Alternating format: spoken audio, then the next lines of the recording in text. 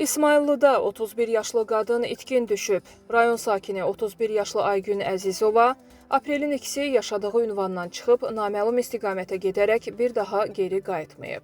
Aygün Əzizovanın əlamətləri: boyu 167 sm, gözlərinin rəngi şabalıdır, saçları uzun və qaradır. Evdən çıxarkən əynində qara rəngli jilet və şalvar olub.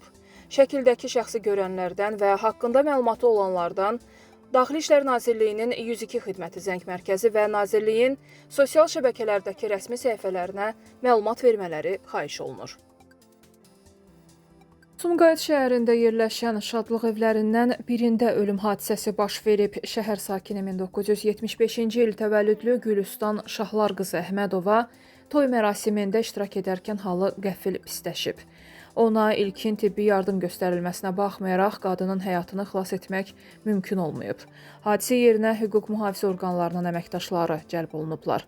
Faktla bağlı Sumqayıt şəhər prokurorluğunda araşdırma aparılır, ölümün səbəbləri müəyyənləşdirilir.